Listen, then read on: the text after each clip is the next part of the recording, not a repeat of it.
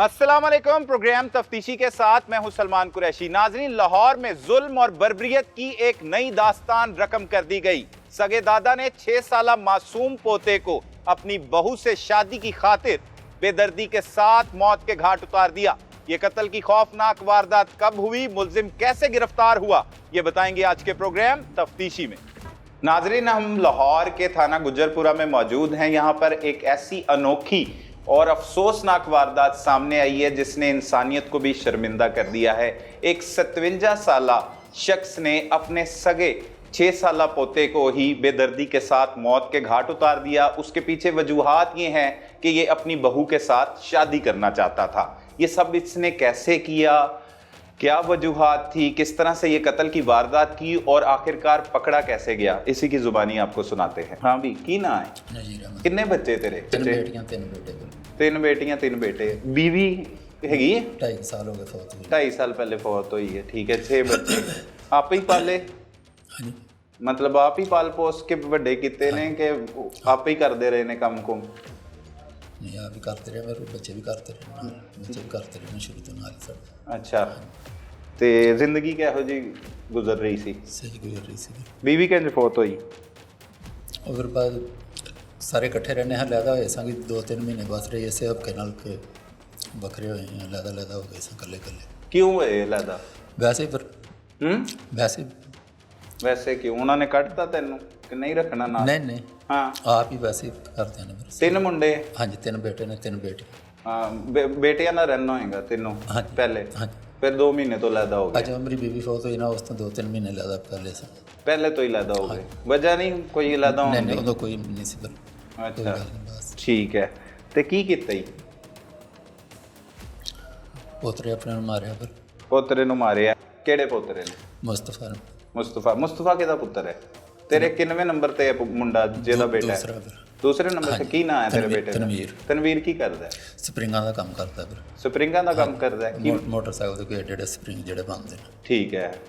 सगा पुत्र है तेरा तनवीर? ए ओदा बेटा सी, इकलौता पुत्र मुस्तफा? ਹਾਂਜੀ। ਇੱਕੋ ਹੀ ਬੇਟਾ ਹੈ ਨਾ ਉਹਦਾ? 6 ਸਾਲ ਦਾ। ਪੜਦਾ ਸੀ ਇਹ? ਨਹੀਂ ਕੁਝ ਵੀ ਨਹੀਂ ਫਿਰ। ਅੱਛਾ, ਹਜੇ ਛੋਟਾ ਹੀ ਸੀ ਬੱਚਾ, ਸਕੂਲ ਨਹੀਂ ਦਾਖਲ ਕਰਾਇਆ। ਤੇ ਤੂੰ ਕਿਉਂ ਮਾਰਿਆ? ਬਸ ਫਿਰ ਮੇਰੀ ਨੂੰਹ ਨਾਲ ਸਾਲ 1.5 ਸਾਲ ਤੋਂ ਤਲੁਕਾਤ ਹੈਗੇ ਸੀ ਇਹੋ ਜਿਹੇ, ਉਸ ਵਜ੍ਹਾ ਤੋਂ ਨਾ ਬਾਅਦ ਮੈਂ ਪਤਾ ਲੱਗਾ ਬੱਚੇ ਨੂੰ। ਤੇਰੇ ਤਾਲੁਕਾਤ ਬਣ ਗਏ ਨਾ ਨਾਲ? ਹਾਂਜੀ। ਕਿਵੇਂ ਬਣੇ ਤਾਲੁਕਾਤ? ਐਸੇ ਤਰ੍ਹਾਂ ਬਸ ਫਿਰ ਗੱਲਾਂ ਬਾਤਾਂ ਕਰਤੀ। ਨਹੀਂ, ਤੂੰ ਤੇ ਅਲੱਗਾ ਰਹਿੰਦਾ ਸੀ ਨਾ ਆਪਣੀ ਬੀਵੀ ਨਾਲ, ਜਦੋਂ ਤੂੰ ਦੱਸਿਆ ਫੌਤ ਹੋਣ ਤੋਂ ਪਹਿਲੇ ਅਲੱਗਾ ਹੋ ਗਏ ਸੀ? ਨਹੀਂ ਇਹ ਹੁਣ ਦੀ ਸਾਲ 1.5 ਸਾਲ ਦੀ ਗੱਲ ਹੈ ਫਿਰ। ਅੱਛਾ, ਦੁਬਾਰਾ ਆ ਗਏ ਬੀਵੀ ਫੌਤ ਹੋਣ ਤੋਂ ਬਾਅਦ ਇਹਨਾਂ ਦੇ ਕੋਲ? ਹਾਂਜੀ। ਕਿਹਦੇ ਕੋਲ ਆਇਆ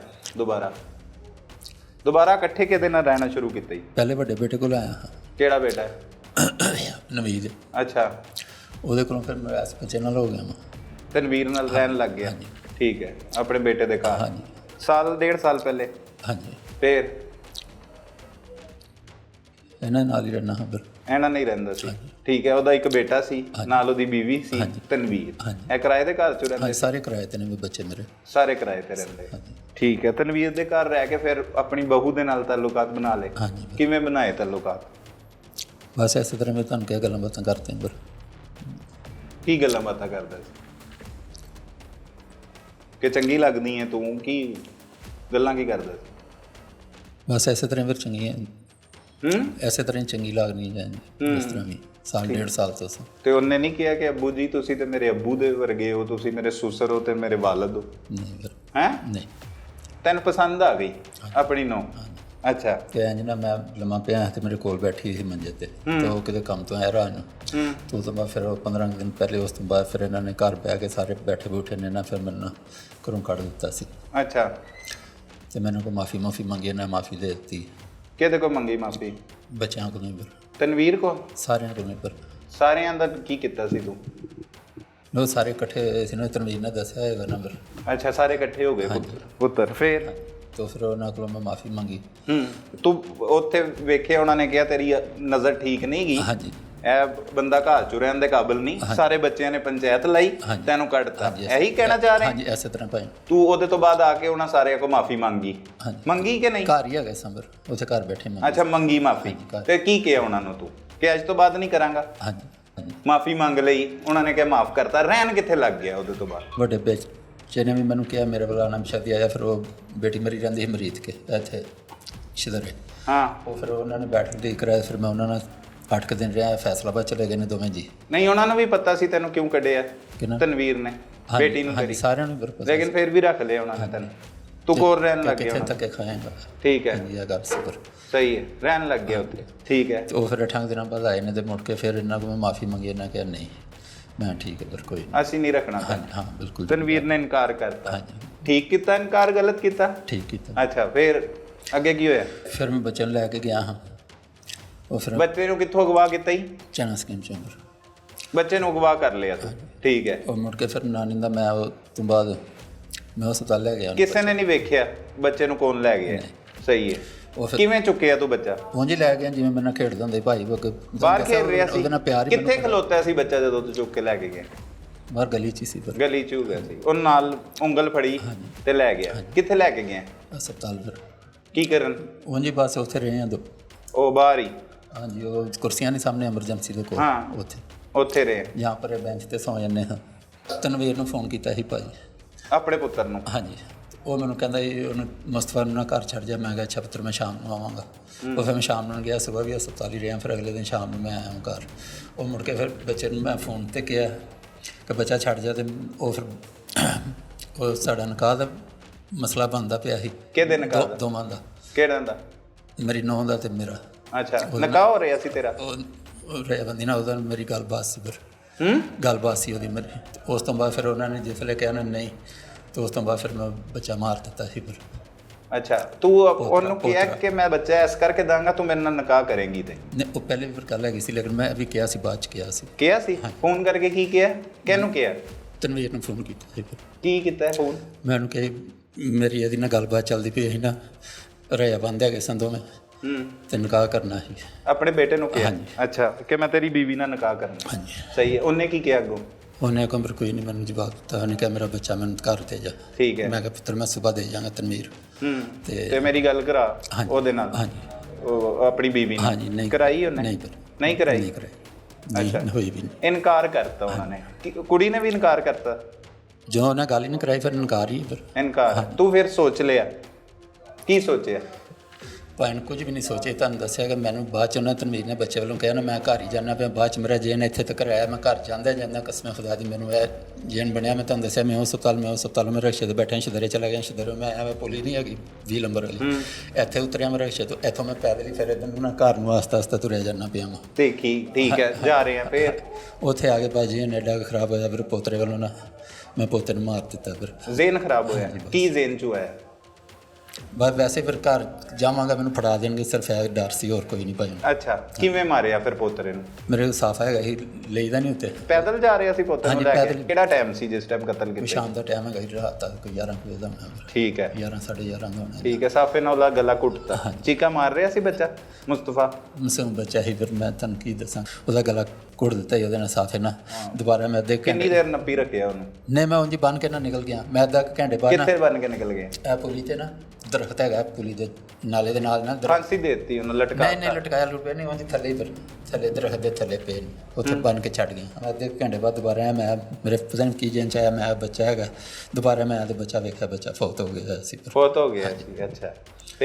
ਫਿਰ ਮੈਂ ਬੱਚੇ ਨੂੰ ਸੁਬਾਹ ਫੋਨ ਕੀਤਾ। ਇੱਥੋਂ ਫਿਰ ਮੈਂ ਰਕਸ਼ੇ 'ਤੇ ਬੈਠਾ ਨਾਨੀ ਦਾ ਪੰਪ ਦੇ ਕੋਲੋਂ ਮੈਂ ਹਸਪਤਾਲ ਚਲਾ ਗਿਆ। ਮੈਂ ਉੱਥੋਂ ਫਿਰ ਸੁਬਾਹ ਮੈਂ ਕੋਈ 5 ਵਜੇ 4 ਵਜੇ ਉਹਨਾਂ ਨੂੰ ਮੈਂ ਫਿਰ ਫੋਨ ਕੀਤਾ। ਮੈਂ ਪੁੱਤਰ ਮੇਰੇ ਕੋਲ ਨਾ ਗਲਤੀ ਹੋ ਗਈ। ਤਨਵੀਰ ਨੂੰ ਕਿਹਾ, ਤਨਵੀਰ ਦਾ ਨਾਂ ਲੈ ਕੇ ਉਹਨੇ ਫੋਨ ਕੀਤਾ। ਮੈਂ ਪੁੱਤਰ ਮੇਰੇ ਕੋਲ ਗਲਤੀ ਬੜੀ ਵੱਡੀ ਹੋ ਗਈ ਤੇ ਬੱਚਾ ਫਲਾਨੀ ਜਗ੍ਹਾ ਤੇ ਹੈਗਾ। ਮੈਂ ਦੱਸਿਆ ਸੀ ਫਿਰ ਉਹਨੂੰ ਕਿ ਮੈਂ ਮਾਰਤਾ ਤੇਰਾ ਪੁੱਤਰ। ਤੇ ਕੀ ਕਹਿੰਦਾ ਤਨਵੀਰ? ਫਿਰ ਹੁੰਦਾ ਪਿਆ ਸੀ ਵਿਚਾਰਾ। ਫਿਰ ਕੀ ਕਵੇ? ਕੀ ਕਹਿੰਦਾ ਸੀ? ਫਿਰ ਹੁੰਦਾ ਪਿਆ ਸੀ। ਫਿਰ ਕੁਛ ਚੰਗਾ ਭਲਾ ਨਹੀਂ ਕਹਿ ਰਿਹਾ ਸੀ ਤੈਨੂੰ ਕਿ ਬੜਾ ਅੱਛਾ ਕੰਮ ਕੀਤਾ ਅੱਬਾ, ਤੂੰ ਮੇਰਾ ਬੇਟਾ ਮਾਰਤਾ? ਜਿਹਨੂੰ ਦਾਦੇ ਖਿਲਾਉਂਦੇ ਨੇ, ਜਿਹਨਾਂ ਦੀ ਪਰਵਰਿਸ਼ ਅੱਛੀ ਕਰਦੇ, ਤੂੰ ਉਹਨੂੰ ਹੀ ਕਤਲ ਕਰਦਾ। ਬੜਾ ਅੱਛਾ ਕੀਤਾ। ਦੁਆਵਾਂ ਦਿੱਤੀਆਂ ਤੇਰੇ ਬੇਟੇ ਨੇ? ਨਹੀਂ ਜੀ, ਦੁਆਵਾਂ ਕਿਹਨੇ ਦੇਣੀਆਂ? ਫਿਰ ਉਹਦੇ ਤੋਂ ਬਾਅਦ ਕੀ ਕੀਤਾ? ਉਹ ਤੋਂ ਬਾਅਦ ਫਿਰ ਮੈਂ ਉੱਥੇ ਹੀ ਹਸਪਤਾਲ ਹੀ ਰਿਹਾ। ਫਿਰ ਕਿਉਂ ਮੈਨੂੰ ਮੁੜ ਕੇ ਡਰ ਹੈਗਾ। ਮੈਂ ਪੁਲਿਸ ਤੇਰੇ ਕੋਲ ਫੋਨ ਹੈਗਾ ਆਪਣਾ? ਹੈਗਾ ਸੀ? ਅੱਛਾ, ਆਪਣੇ ਫੋਨ ਤੋਂ ਫੋਨ ਕਰ ਰਿਹਾ ਸੀ? ਹਾਂਜੀ। ਅੱਛਾ, ਸਹੀ ਹੈ। ਉਹ ਫਿਰ ਉਸ ਤੋਂ ਬਾਅਦ ਮੈਂ ਬੰਦ ਕਰ ਦਿੱਤਾ ਸੀ। ਫਿਰ ਨੰਬਰ ਬੰਦ ਕਰਤਾ? ਕਦੋਂ ਕੀਤਾ ਸੀ? ਕਤਲ ਕਰਨ ਤੋਂ ਬਾਅਦ? ਹਾਂਜੀ, ਦੂਸਰੇ ਦਿਨ।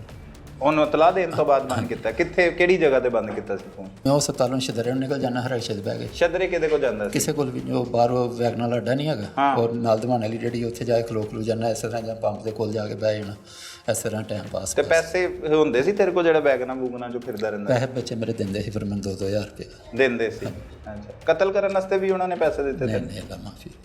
ਪਹਿਲੇ ਤੇ ਦਿੱਤੇ ਸੀ ਉਹਨਾਂ ਨੇ? ਨਹੀਂ, ਪਹਿਲੇ ਮੈਨੂੰ ਦਿੰਦੇ ਹੁੰਦੇ ਸੀ, ਖਰਚਾ ਦਿੰਦੇ ਸੀ ਫਿਰ। ਉਹ ਜੋੜੇ ਸੀ ਤੂੰ? ਪੋਤਾ ਮਾਰਤਾ, ਉਹਨੂੰ ਦੱਸਤਾ, ਉਹਦੇ ਤੋਂ ਬਾਅਦ ਕੀ ਕਰਦਾ ਰਿਹਾ, ਕਿਵੇਂ ਫੜਿਆ ਗਿਆ? ਉਸ ਤੋਂ ਬਾਅਦ ਮੈਂ ਸਿੰਘਪੁਰੇ ਆਇਆ, ਫਿਰ ਮੇਰਾ ਜਵਾਈ ਛੋਟਾ ਕੰਮ ਕਰਦਾ ਸੀ ਪਾਂਡੀ ਪੁਣੇ ਦਾ, ਸਿੰਘਪੁਰੇ ਸਬਜ਼ੀ ਮੰਡੀ ਨਹੀਂ ਹੈਗੀ ਉੱਥੇ। ਉਹ ਮੈਂ ਫਿਰ ਹਸਪਤਾਲੋਂ ਉੱਠਿਆ ਮੈਂ ਸੁਬਾਹ, ਇੱਧਰ ਨੂੰ ਆਇਆ ਮੈਂ ਸਿੱਧਾ, ਉਹਦੇ ਕੋਲ ਆਇਆ ਮੈਂ ਮੰਡੀ ਜਿਸ ਵੇਲੇ ਬੈਠਾ ਮੈਂ, ਉਹ ਮੈਨੂੰ ਕਹਿੰਦਾ ਅਬੂ ਜੀ ਬਹਿ ਜਾਓ, ਮੈਂ ਬੈਠਾ ਉਹਦੇ ਕੋਲ। ਜਵਾਈ ਨੇ ਕਿਹਾ ਬਹਿ ਜਾਓ ਅਬੂ ਜੀ? ਹਾਂਜੀ। ਠੀਕ ਹੈ, ਤੇ ਪੁਲਿਸ ਬੁਲਾ ਲਈ? ਹਾਂਜੀ। ਸਹੀ ਹੈ, ਫਿਰ ਫੜਿਆ ਗਿਆ। ਨਾਲ ਮੇਰਾ ਬੇਟੇ ਬੁਲਾਏ ਨੇ ਨਾਲ। ਬੇਟੇ ਆਏ? ਇੱਕ ਆਇਆ ਸੀ ਫਿਰ ਵੱਡਾ। ਅੱਛਾ, ਮਿਲੇ ਬੇਟੇ ਫਿਰ ਆ ਕੇ ਤੈਨੂੰ? ਹਾਂਜੀ। ਕੀ ਕਹਿੰਦੇ? ਰੋਂਦੇ ਸੀ, ਫਿਰ ਕਹਿੰਦੇ ਤੂੰ ਚੰਗਾ ਨਹੀਂ ਕੀਤਾ। ਫਿਰ ਵੱਡਾ ਬੱਚਾ ਵੀ ਰੋਂਦਾ ਸੀ, ਛੋਟਾ ਵੀ ਆਇਆ ਉੱਧਰ ਰੋਂਦਾ ਸੀ। ਇੱਕ ਦਿਨ ਵੱਡਾ ਮਿਲ ਕੇ ਗਿਆ, ਦੂਸਰੇ ਦਿਨ ਛੋਟਾ ਹੋ ਕੇ ਗਿਆ, ਠੋਕਰ ਤੇ ਗਏ ਸਾਹਮ ਸਾਡੇ ਨਾਲ ਗਿਆ ਸੀ। ਰੋਂਦੇ ਪਏ ਸੀ ਫਿਰ। ਓਏ ਕੀ ਕੀਤਾ ਹੀ ਹੈ ਤੇ ਕਿਹਨੂੰ ਵੇਖ ਕੇ ਕੀਤਾ ਹੈ? ਕਿਸੇ ਨੂੰ ਵੀ ਨਹੀਂ ਭਾਈ। ਦਾਦਾ ਹੋ ਕੇ ਆਪਣੇ ਪੋਤੇ ਦੀ ਜਾਨ ਲੈ ਲਈ, ਜ਼ਾਲਮ ਆਦਮੀ।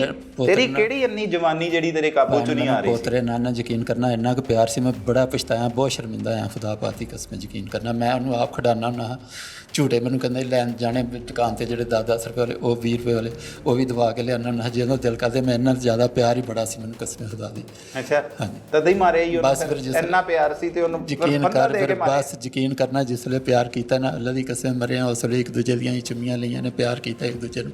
ਮੈਨੂੰ ਇੰਨਾ ਰੋਣ ਆਉਂਦਾ ਰਿਹਾ, ਮੈਂ ਮੁੜ ਕੇ ਅੱਧੇ ਘੰਟੇ ਬਾਅਦ ਜਿਸ ਵੇਲੇ ਆਣਾ ਬੱਚਾ ਫੌਤ ਹੋ ਗਿਆ ਸੀ। ਇੰਨੀ ਕਿਹੜੀ ਤੇਰੀ ਜਵਾਨੀ ਕਾਬੂ ਚ ਨਹੀਂ ਆ ਰਹੀ? 6 ਬੱਚੇ, 6 ਦੇ 6 ਵਿਆਹ ਤੇ, ਬੀਵੀ ਨੇ ਇੱਕ ਅਰਸਾ ਤੇਰੇ ਨਾਲ ਜ਼ਿੰਦਗੀ ਗੁਜ਼ਾਰੀ, 2.5 ਸਾਲ ਪਹਿਲੇ ਚਲੀ ਗਈ, ਕੀ ਮਸਲਾ ਹੈ? ਸਿਰਫ ਬਸ ਸ਼ੈਤਾਨ, ਅੱਲਾ ਮਾਫੀ, ਹੋਰ ਮੈਨੂੰ ਕੋਈ ਨਹੀਂ, ਅੱਲਾ ਦੀ ਕਸਮ ਹੈ। ਫਿਰ ਮੈਨੂੰ ਮਾਫੀ ਦੇ ਦਿਓ, ਕਹਿੰਦਾ ਤੈਨੂੰ ਅੱਲਾ ही देगा माफ़ी। सुरख और सफ़ेद रंग का रुमाल था, उसी के साथ उसको बच्चे को गला दबा के बच्चे की मौत वाक़ई हुई थी।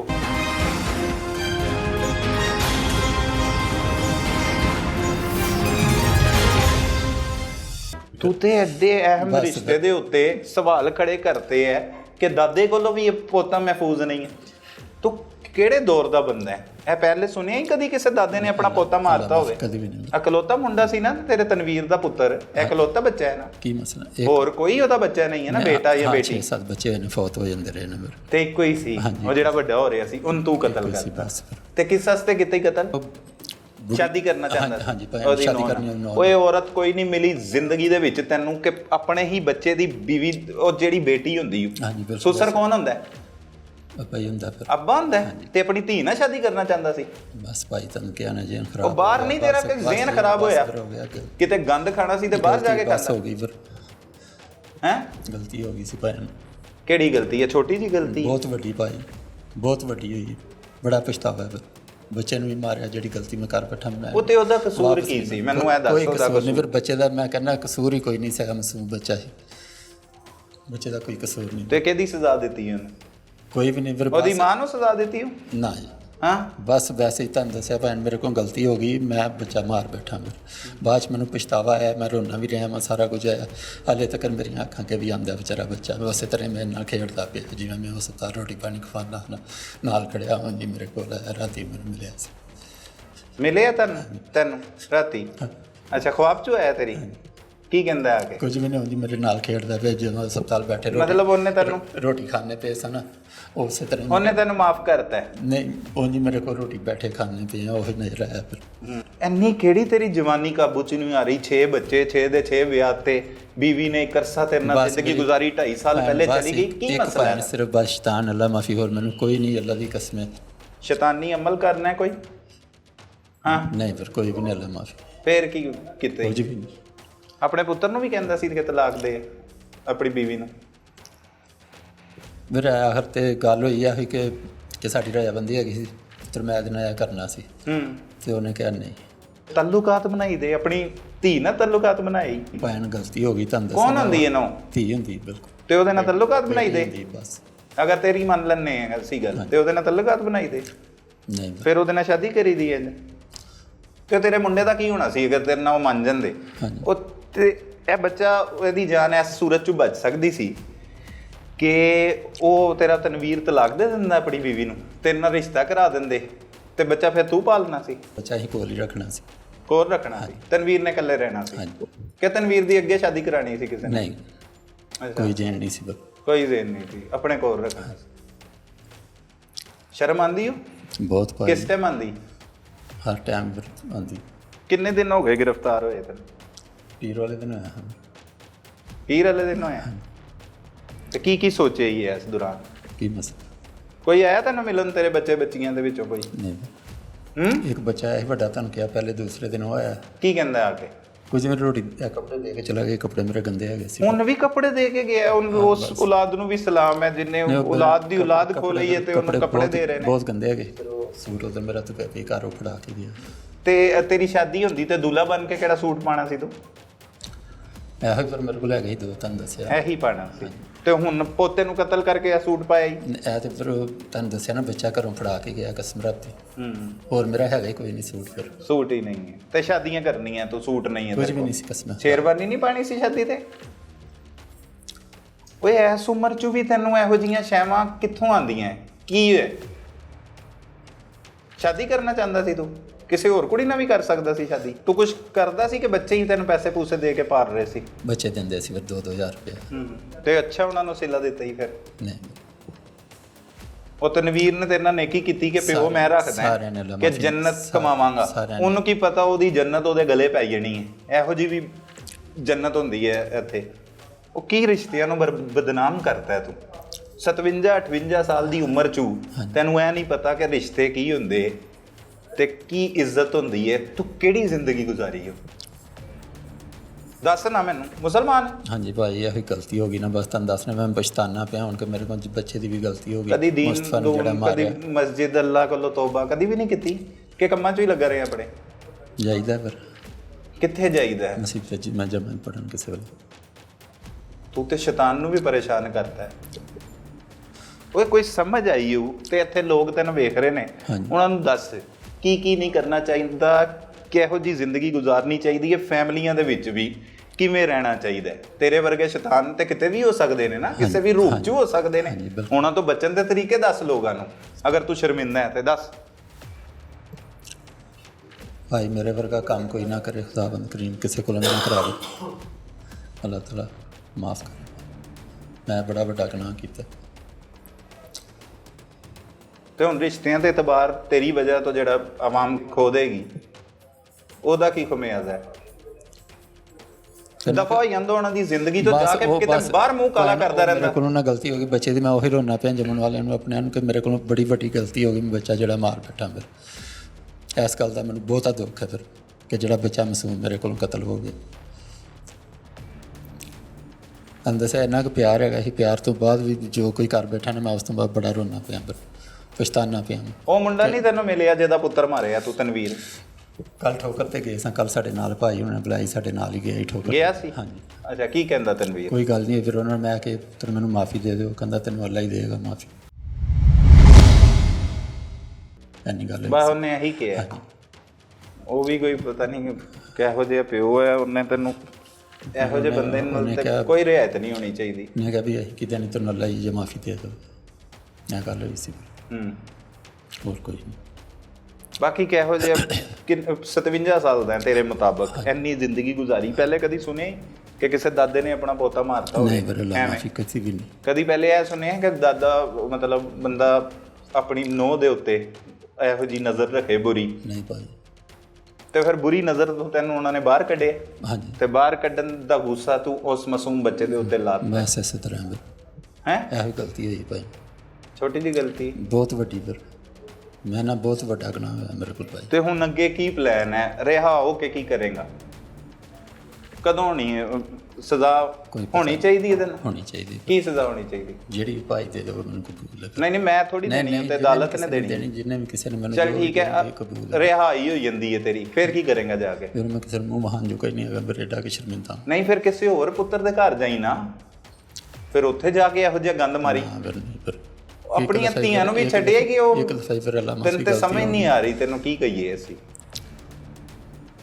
ਬੜੀ ਹਿੰਮਤ ਵਾਲੀ ਗੱਲ ਹੈ ਕਿ ਤੇਰੀ ਬੇਟੀ ਨੇ ਤੈਨੂੰ ਆਪਣੇ ਭਰਾ ਦੇ ਘਰੋਂ ਇੰਜ ਫੜੇ ਜਾਣ ਤੋਂ ਬਾਅਦ ਜਗ੍ਹਾ ਦੇ ਦਿੱਤੀ ਸੀ। 8 ਦਿਨ ਰਹੇ ਉੱਥੇ, 8-9 ਦਿਨ ਰਹੇ। ਕੀ ਕਰੇਗਾ ਫਿਰ ਆ ਕੇ ਬਾਹਰ? ਕੁਝ ਵੀ ਨਹੀਂ, ਫਿਰ ਕੀ ਕਰਨਾ, ਰਿਹਾ ਓਕੇ। ਤਨਵੀਰ ਦੇ ਕੋਲ ਰਹੇਗਾ ਕਿ ਨਵੀਦ ਕੋਲ ਕਿਸੇ ਰਹੇਗਾ? ਕੋਲ ਵੀ ਨਹੀਂ, ਬਾਹਰ ਧੱਕੇ ਨੇ। ਫਿਰ ਮੈਂ ਉਹਨਾਂ ਨੂੰ ਉਦੋਂ ਨੂੰ ਕਿਹਾ ਮੈਂ ਬੜੀ ਵੱਡੀ ਗਲਤੀ ਕਰ ਬੈਠਾ, ਮੇਰੀ ਜ਼ਿੰਦਗੀ ਹੁਣ ਮੁਸ਼ਕਲ ਬਚੇ। ਮੁਸ਼ਕਿਲ ਹੈ? ਹਾਂ। ਕੀ ਮੁਸ਼ਕਿਲ ਹੋਈ ਜ਼ਿੰਦਗੀ? ਆਸਾਨ ਹੋ ਗਈ ਹੁਣ ਤੇ ਬੱਚਾ ਮਾਰਤਾ ਤੂੰ। ਇੱਧਰ ਵੇਖ। ਨਹੀਂ ਭਾਈ, ਕੀ ਮੁਸ਼ਕਿਲ ਹੋਈ ਜ਼ਿੰਦਗੀ? ਸ਼ਰਮਿੰਦਾ ਫਿਰ ਹਰ ਬੰਦੇ ਕੋਲੋਂ। ਕੀ ਸ਼ਰਮਿੰਦਗੀ? ਕਿ ਪੋਤਰਾ ਆਪਣਾ ਜਿਹੜਾ ਮਾਰਿਆ, ਫਿਰ ਕਿਸ ਵਜ੍ਹਾ ਤੋਂ ਮਾਰੇ? ਇਹਨੂੰ ਆਪਣੀ ਦੀ ਵਜ੍ਹਾ ਤੋਂ ਫਿਰ ਤੁਹਾਨੂੰ ਦੱਸਿਆ। ਸਜ਼ਾ ਦਾ ਪਤਾ ਹੈ ਕਤਲ ਦੀ ਕੀ ਸਜ਼ਾ ਹੁੰਦੀ? ਨਹੀਂ ਪਤਾ? ਸਜ਼ਾਏ ਮੌਤ ਹੁੰਦੀ। ਹੋਣੀ ਚਾਹੀਦੀ ਤੈਨੂੰ ਹੋਣੀ ਕਿ ਚਾਹੀਦੀ, ਮਾਫੀ ਹੋਣੀ ਚਾਹੀਦੀ? ਹੋਣੀ ਚਾਹੀਦੀ ਭਾਈ, ਕਿਉਂ ਮੈਂ ਐਡਾ ਵੱਡਾ ਗੁਨਾਹ ਕੀਤਾ, ਹੋਣੀ ਚਾਹੀਦੀ। ਨਹੀਂ ਤੇ ਤੇਰੇ ਬੱਚੇ ਹੈ ਨਾ, ਮਾਫ ਵੀ ਤੇ ਕਰ ਸਕਦੇ ਨਹੀਂ, ਪਿਓ ਨੂੰ। ਤਰਸ ਆਈਏ ਵੀ ਉਹਨਾਂ ਨੂੰ ਨਹੀਂ ਹੈ, ਨਹੀਂ, ਫਿਰ ਮਾਫ ਨਾ ਕਰਨ ਨੂੰ ਤੈਨੂੰ। ਬੇਸ਼ੱਕ ਦੀ ਸਜ਼ਾ ਦੇ ਦੇਣ, ਫਿਰ ਹੂੰ ਸਜ਼ਾ ਦੇ ਦੇਣ, ਬੇਸ਼ੱਕ ਦੀ ਮੈਨੂੰ ਕਬੂਲ ਹੈ। ਫਿਰ ਮੈਂ ਗੁਨਾਹ ਐਡਾ ਵੱਡਾ ਫਿਰ ਕੀਤਾ, ਆਪਣੇ ਪੋਤਰੇ ਨੂੰ ਮਾਰਿਆ। ਬਿਲਕੁਲ ਤੈਨੂੰ ਸਜ਼ਾ ਮਿਲਣੀ ਚਾਹੀਦੀ, ਔਰ ਸਜ਼ਾਏ ਮੌਤ ਤੋਂ ਵੀ ਅੱਗੇ ਕੋਈ ਸਜ਼ਾ ਹੋਵੇ ਬਿਲਕੁਲ। ਤੇ ਉਹ ਇਹੋ ਜਿਹੇ ਦਰਿੰਦੇ ਨੂੰ ਮਿਲਣੀ ਚਾਹੀਦੀ। ਆ ਕਰਨਾ ਮੈਨੂੰ ਮਿਲਣੀ ਚਾਹੀਦੀ, ਫਿਰ मैं बड़ा बड़ा गुनाह किया। नाजरीन, ये बिल्कुल अजीबोगरीब सी वारदात है। बेतहाशा सैकड़ों हज़ारों प्रोग्राम्स करते हैं हम क्राइम पे, बहुत सी अजीब सी स्टोरीज आती हैं, लेकिन ये शख्स, इसने इंसानियत को शर्मिंदा कर दिया है और रिश्तों की अहमियत जो थी वो एकदम से खोती हुई नज़र आ रही है कि ये हमारे मुआशरे में हो क्या रहा है, किस तरह से, कौन लोग हैं ये, क्या सोचते हैं कि अपने ही घर में खुद ही ये वार कर रहे हैं। अपनी बहू के साथ ये शख्स जो है वो इजहार करता है कि इसने शादी करनी थी, उसके बेटे ने उसे निकाल दिया गंदी नज़र रखने पर। उसका उसने बदला ये लिया कि जिस पोते को अपने साथ खिलाता था, हम सब लोग अपने दादे और जो नाना दादा, ऐसे हमारी जो बुज़ुर्ग होते हैं उनके साथ खेल के जवान होते हैं और वो हमारी तरबियत करते हैं। लेकिन ये आज एक ऐसा प्रोग्राम है जिसमें पता लग रहा है कि एक दादा अपने मासूम पोते को बेदर्दी के साथ कत्ल कर रहा है, और कत्ल करने के पीछे वजह ये है कि वो उसकी वालिदा, उसकी माँ और अपने बेटे की बीवी से शादी करना चाहता है। तो ये मुआशरा किस तरफ जा रहा है, इसके असल हकाइक है क्या, किस हद तक ये सच बोल रहा है, किस हद तक झूठ बोल रहा है, ये तमाम तफसीलात हम इंचार्ज इन्वेस्टिगेशन गुज्जरपुरा के ज़ुबानी ही आपको सुनाएंगे। इसके बेटे को भी ये उम्मीद नहीं थी कि ये मेरे बच्चे को और अपने पोते को कत्ल कर सकता है, ये उसके साथ इतनी नुकसान पहुंचा सकता है, इतनी घिनौनी हरकत कर सकता है। सुर्ख और सफ़ेद रंग का रुमाल था, उसी के साथ उसको बच्चे को गला दबा के बच्चे की मौत वाक़ई हुई थी।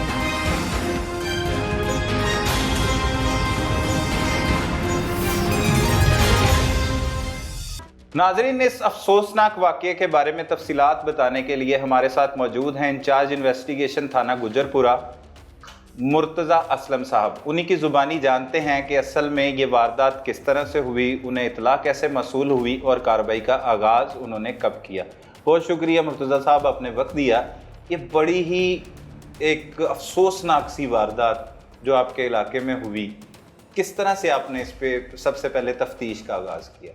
22 मई को सुबह हमें एक 150 कॉल मौसूल हुई, जो कि तनवीर ने की कॉल, और जिसमें उसने बताया कि मेरे हकीकी बेटे को 6 साल जिसकी उम्र है, गुलाम मुस्तफ़ा उसका नाम है, उसको मेरे हकीकी वालिद यानी कि गुलाम मुस्तफ़ा के दादा ने कत्ल कर दिया। सगे दादा ने कत्ल कर दिया, और उसकी जो डेड बॉडी है उसने गंदा नाला, ये जो चाइना स्कीम है, यहाँ पे फेंक दी है। तो हम फौरी तौर पे मौके पे पहुँचे, तो वहाँ पे वाकई ही कॉलर मौजूद था और एक 6 साल के बच्चे की डेड बॉडी मौजूद थी वहीं पे मौके पे मौजूद थी। और उसको बच्चे के गले में एक सुर्ख और सफ़ेद रंग का रुमाल था, उसी के साथ उसको बच्चे को गला दबा के बच्चे की मौत वाक़ई हुई थी। ओहो, फंदा दे के उसको कत्ल किया गया।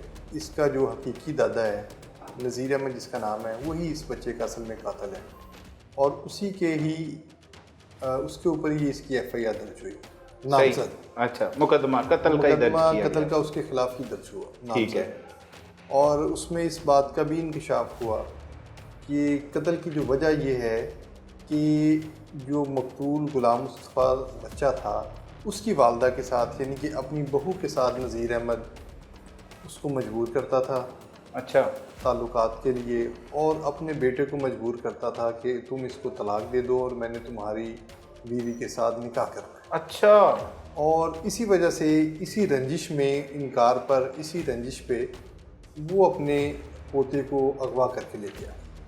अच्छा, इसी मतलब इनकार पर, इसी इनकार पर, शादी नहीं करनी है जो भी, इसी रंजिश पर वो उसको अगवा करके ले गया और 3 दिन तक उसको मुख्तलिफ जगह पे लेके रहता रहा, घुमाता रहा। क्योंकि बच्चा मानूस था अपने दादा के साथ, वो पहले और हर बच्चा मानूस होता है दादा के साथ, ये रिश्ता ही ऐसा है। जाहिर सी बात है, वो घर में इनके रहता भी रहा है, तो वो उसके साथ चला गया आराम से, और ये इसको 3 दिन तक मुख्तलिफ जगहों पे रखता रहा, घुमाता रहा। 6 साल का बच्चा, 6 साल का बच्चे को। और फिर 21 तारीख को रात तकरीबन कोई 10 बजे के करीब इसने आखिरी मर्तबा अपने बेटे को कॉल की, तनवीर को, और उसको कहा कि तुम इसको, और उस छोटे बच्चे की, गुलाम मुस्तफ़ा की, अपने वालिद से बात करवाई और उसको धमकी दी कि तुम इसको जो है अपनी बीवी को छोड़ दो, तो मैं इस बच्चे को तुम्हारे हवाले कर दूंगा। अच्छा। वरना मैंने इस बच्चे को कत्ल कर दिया। तनवीर को कहा, अपने सगे बेटे? जी, अपने बच्चे। अच्छा।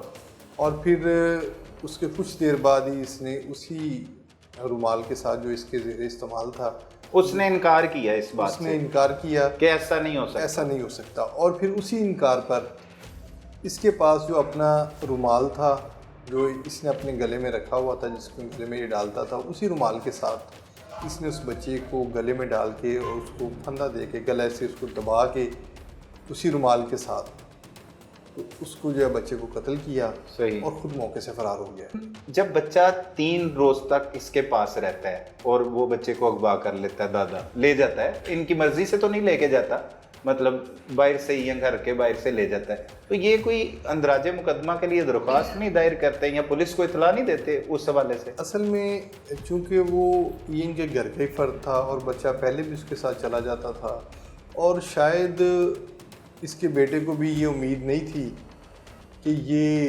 मेरे बच्चे को और अपने पोते को कत्ल कर सकता है, ये उसके साथ इतनी नुकसान पहुंचा सकता है, इतनी घिनौनी हरकत कर सकता है।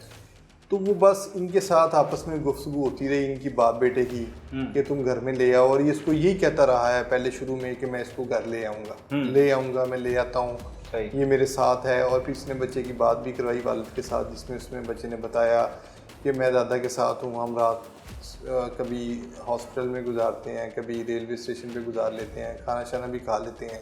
सही। और वो इसने इसको मुतमिन रखा हुआ था। सही। और फिर जिस रात को ये हुआ है, उस दिन उसने अपने बेटे को फ़ोन करके पहले यही कहा है कि मैं इसको घर वापस लेके आ रहा हूँ। अच्छा, लेके आ रहा हूँ। वो उसको मुतमिन रखा।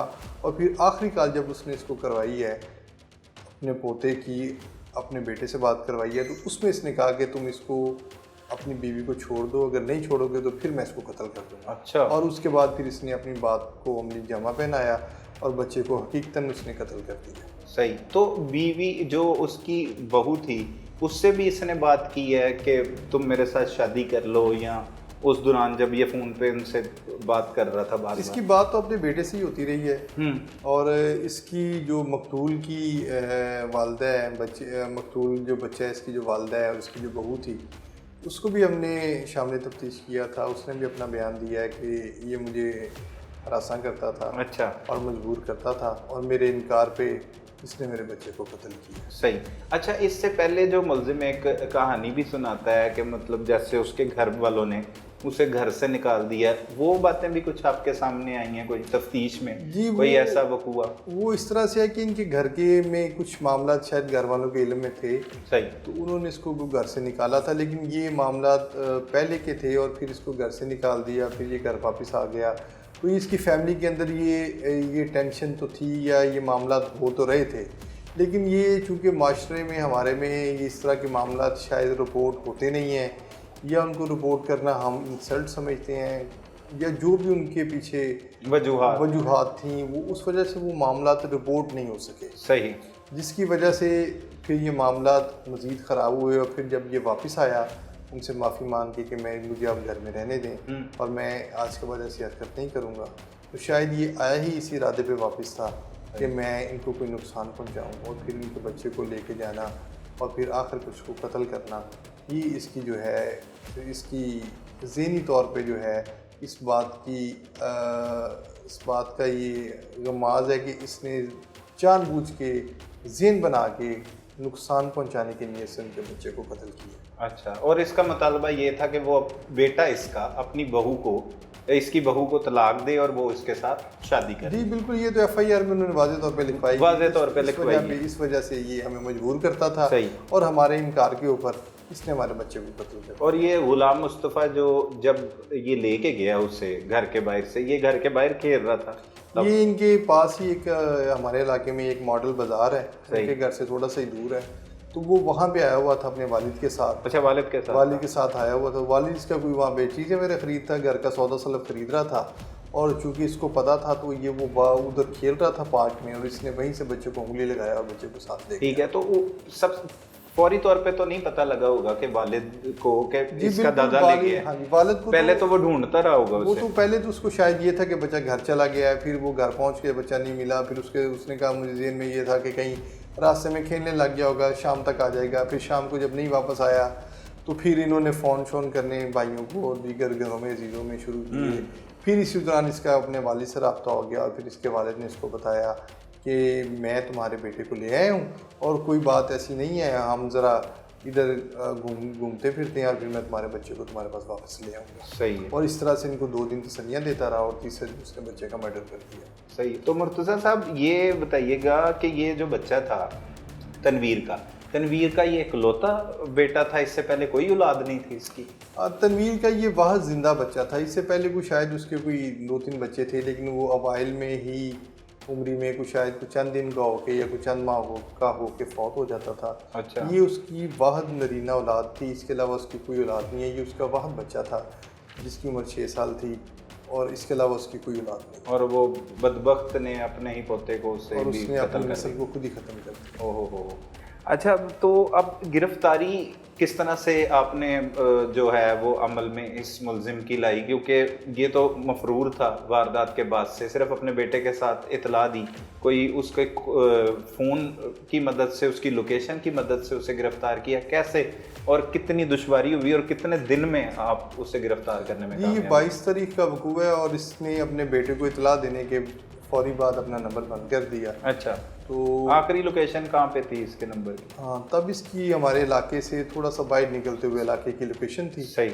और उसके बाद इसने अपना नंबर बंद कर दिया और फिर मुसलसल इसका नंबर बंद रहा है। सही है। इसने दोबारा से नंबर ऑन नहीं किया। ठीक। क्योंकि इसके ज़हन में ये थी बात कि पुलिस मुझे मेरी लोकेशन से ट्रेस कर सकती है, तो इसने यकीनी तौर पे अपना नंबर, मतलब समझदार है, मतलब ये शातिर आदमी। समझता था। हाँ। और अगर इस दौरान इसने पहले 2 दिनों में अगर मोबाइल ऑन किया तो उसकी ज़्यादा से ज़्यादा ड्यूरेशन 5 मिनट के लिए होती थी, बस, बाकी बंद रखा है उसने सिर्फ 5 मिनट के लिए नंबर ऑन किया और फिर दोबारा से बंद कर लिया। सही।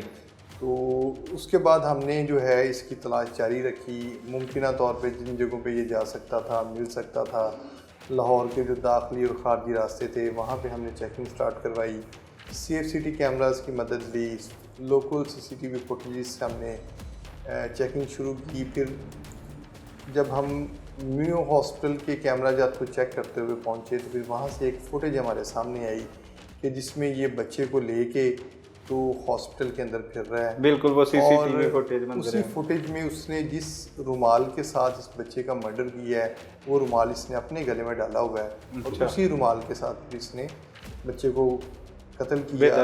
वहीं से वो लीड हमने दी, इर्द के इलाकों में तलाश शुरू की। सही। और फिर 29 तारीख को सुबह फर्स्ट टाइम हमें इस चीज़ की इतला मिली कि इसकी एक जगह पे मौजूदगी की हमें इतला मिली। फिर वहाँ पे हमने रेड किया और उसको बाद काफ़ी दुश्वारी और जद्दोजहद के बाद हमने इसको चेज़ करके बाकायदा इसको हमने गिरफ्तार। कत्ल की वारदात के 5वें या 6ठे रोज़ आप इसे जी 22 को ये वकूआ हुआ, तकरीबन 29 तारीख को हमने इसको गिरफ्तार कर ली। बहुत शुक्रिया Murtaza, thank you very much. नाजरीन, कुर्बे क़यामत की निशानियों में से एक निशानी ये भी है जो आप देख चुके हैं कि किस तरह से एक जालिम शख्स ने अपनी बहू से शादी की ख्वाहिश पर अपने मासूम पोते को बेदर्दी के साथ कत्ल कर दिया। लिहाजा जो इस्लाम ने महरम और नामहरम का फ़र्क हमारे लिए रखा है उसके मुताबिक ज़िंदगी गुजारें ताकि ऐसे घिनौने वाक़यात से बचा जा सके। अपने इर्द गिर्द होने वाले जुर्म को फौरी 15 पर रिपोर्ट कीजिए। अपने मेज़बान सलमान कुरैशी को इजाज़त दीजिए। अल्लाह निगहबान।